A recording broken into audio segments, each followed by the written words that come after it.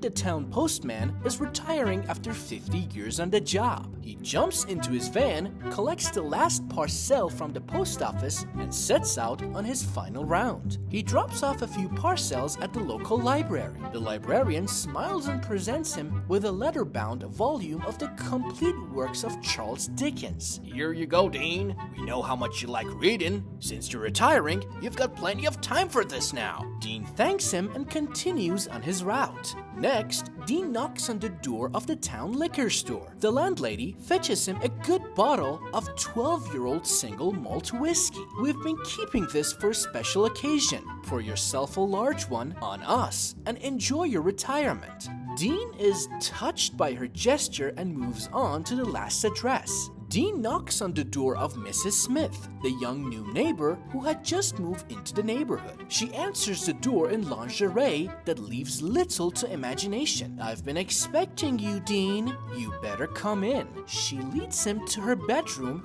pushes him onto the bed, and jumps on top. Dean's head is still spinning as he gets dressed. Then Mrs. Smith slips a $1 bill into his shirt pocket before he has a chance to say anything. Mrs. Smith says, "We are not done yet," and leads him down to the kitchen. Mrs. Smith then cooks a fantastic lunch of steak, eggs, and toast. As he finishes eating and takes a sip of his coffee, Dean finally has a chance to ask, I must say, Mrs. Smith, everyone in town has been very kind today, but you've been the kindest of all, in fact. What on earth could have moved you to such a gesture?" Mrs. Smith admits, "Well, I was really racking my brains to think of something nice for you. So I asked my husband, and he said, when he gets here, screw him, give him a buck. The lunch was my idea."